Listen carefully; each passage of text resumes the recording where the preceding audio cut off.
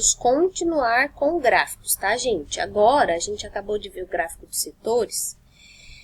E agora a gente vai ver a parte do gráfico que se chama infográfico, tá? Então, ele fala ali, infográficos são uma forma de representar informações técnicas de uma maneira mais atrativa. Então, você vai perceber que ele vai apresentar figuras relacionadas ao tema que você está tratando, tá? Então, por exemplo, se a gente vai falando de futebol, o gráfico vai aparecer com desenho de futebol. Se a gente estiver falando de água, vai aparecer com, né, as garrafinhas d'água, enfim. Vocês vão ver. Então, é só uma forma de organizar uma ideia de uma forma mais atrativa, usando os desenhos, né? E não simplesmente linhas ou colunas, tá? Ou o gráfico de setores. Então, por exemplo, esse é um infográfico, ó. Tá? Então, ele traz aqui, deixa eu tirar tudo. Desculpa. Então, ó, um comparativo de espaços, os espaços ocupados por um carro é de aproximadamente 18 metros quadrados. Então, para ocupar os 18 metros quadrados, que é 6 por 3, você precisa de 10 bicicletas, 5 motocicletas, e assim ele vai fazendo um comparativo com áreas que a gente conhece, tá? Então, aqui, por exemplo, aqui tem um monte de informações desenhadas, ó, tá vendo? Então, basicamente é só isso, tá? A interpretação, ela sai da visualização do gráfico também, tá bom? Então, não muda muita coisa, não. Só muda que é um desenho mais bonitinho. Tem as atividades finais desse gráfico para vocês fazerem. Mas, na verdade, eu quero que a gente faça lá no P+.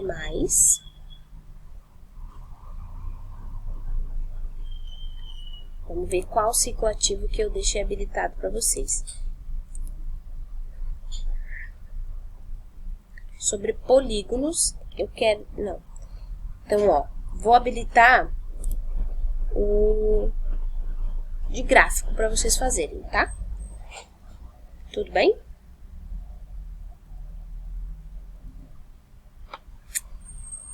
Vou habilitar, então, o capítulo 22 sobre gráficos para vocês fazerem, tá bom? Bem fácil, bem tranquilo, aquelas questõezinhas ali para vocês estarem desenvolvendo, beleza? Desenvolvam, então, o capítulo sobre gráficos, tá? Capítulo 22, né? Falei capítulo, não falei. Então, terminei de falar ali, falamos sobre todas aquelas partes. Vocês vão fazer o P+, do capítulo 22, tá bom?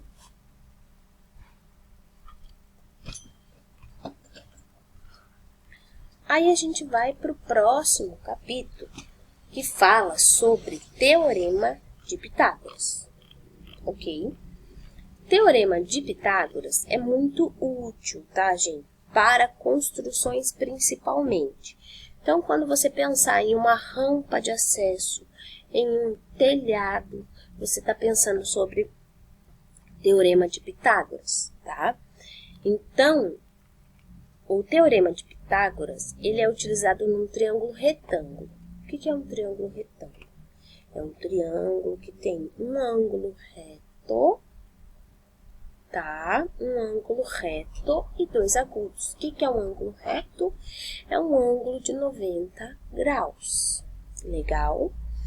O que a gente vai ter num triângulo retângulo? Você vai ter a hipotenusa e os catetos.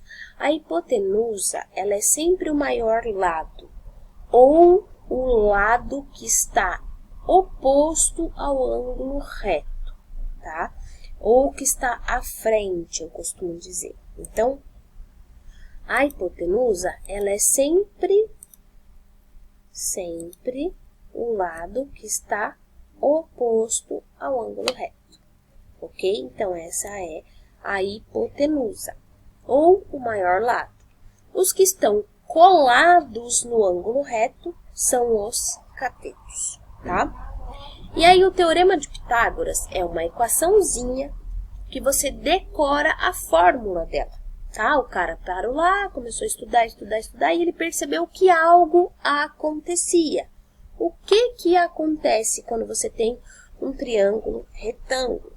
Acontece o seguinte: se você elevar ao quadrado a medida da hipotenusa é igual, este valor é igual você somar o quadrado dos catetos, ou seja, se eu elevo o quadrado ao quadrado a hipotenusa, aí eu elevo o quadrado, o cateto, elevo ao quadrado, o outro cateto, e somo esses quadrados, tá? Eles vão dar esse valor aqui. Então, ó, ele dá um exemplo numérico pra gente. Então, se eu elevar ao quadrado o 5, ele dá 25. Legal? Se eu elevar ao quadrado 3, dá 9. Se eu elevar ao quadrado 4, dá 16. E quando eu somo o 9 com o 16, ele dá o 25. Tá? Então, é isso que acontece sempre que você tem um triângulo retângulo. Ok? Sempre que você tem um triângulo retângulo. Olha lá, essa é uma demonstração bem legal. Primeiro ele fala lá, quem é Pitágoras?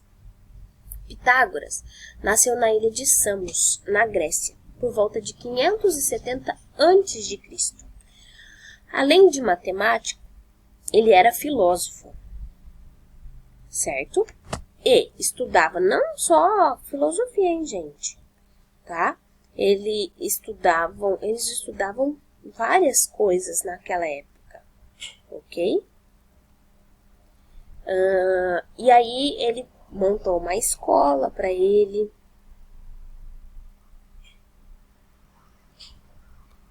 Ele montou uma escola para ele, e aí ele pegava pessoas para estudar, sabe? Matemática, filosofia, enfim. E aí ele descobriu várias coisas sobre matemática, certo?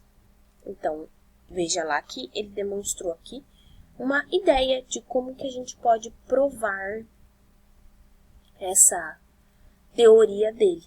Se ele pegar e fizer um quadradinho em um dos catetos, vai dar 9, a área fica igual a 9.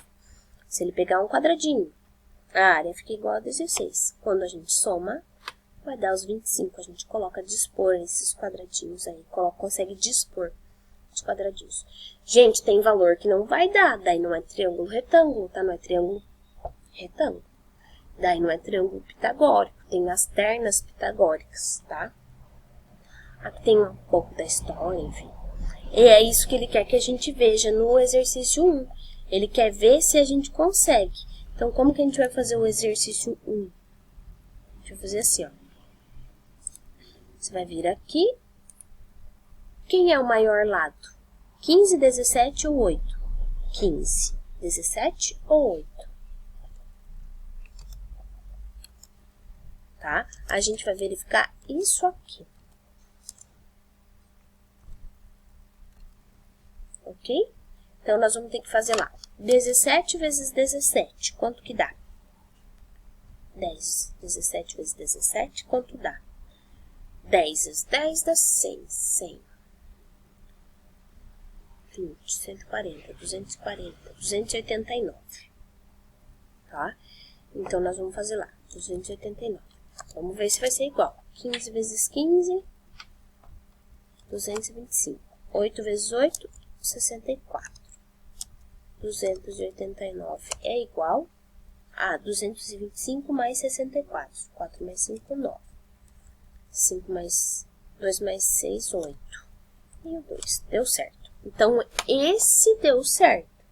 Tá? Vamos ver esse. Vamos ver se dá. Qual é o maior lado? 8, 10 ou 12? 12. Eu vou ter que ver se 12 ao quadrado é igual a 10 ao quadrado mais 8 ao quadrado. 12 vezes 12, 144. 10 vezes 10, 100. 8 vezes 8, 64. 144 é igual a 164? Não.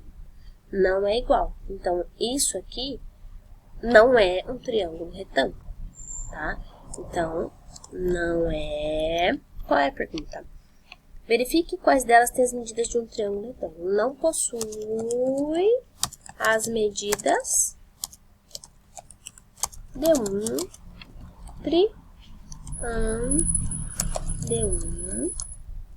triângulo retângulo, tá?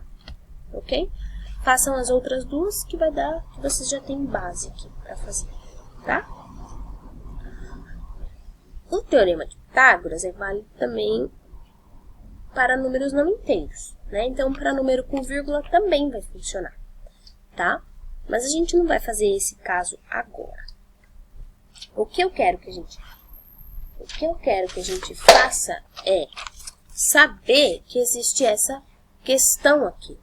Que talvez a gente vai ter que achar o valor do terceiro lado, independente se ele é a hipotenusa ou um dos catetos, ok? Então, a gente vai montar os exemplos. Então, aqui, ele quer saber o valor da hipotenusa, porque é bem o lado que está aqui na frente do ângulo reto, certo? Então, olha o que ele faz. Ele chama de x, porque ele não sabe quem é, e ele sabe que os outros dois são os catetos, então ele sabe que se ele elevar ao quadrado, somar com esse elevado ao quadrado, vai dar o número. Então, ele fez 6 ao quadrado, 36, 8 ao quadrado, 64. A soma deu 100. Quem é o quadrado da 100? 10. Então, ele descobriu o valor da hipotenusa. A hipotenusa é 10. Tá, mas e se eu tenho a hipotenusa e falta um dos catetos? Não tem problema. Olha o que ele fez.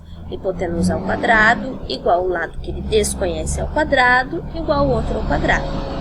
17 ao quadrado, 289. 8 ao quadrado, 64. Então, quando ele passou, subtraindo, 225. Lembra, as operações inversas, operação inversa de potência, raiz quadrada, tá? Então, olhe esses dois exemplos e tente resolver os exercícios 4, por exemplo, o 4. Ele está falando que é para calcular a medida da diagonal. Ó, o que acontece quando a gente calcula a medida da diagonal?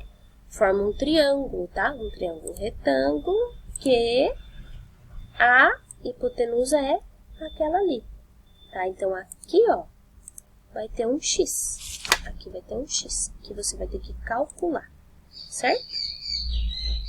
Aqui vai ter um x que você vai ter que calcular. Ok? Então, calcula este é igual a este primeiro exemplo. Tá? Este, número 5, vai ter um exemplo de cada. Tá bom? Então, fiquem aí somente, que não vai dar tempo, com o exercício 4 e o exercício 5 para vocês resolverem. Tá bom? 4 e 5 para vocês resolverem. Beleza? Até daqui a pouco, então.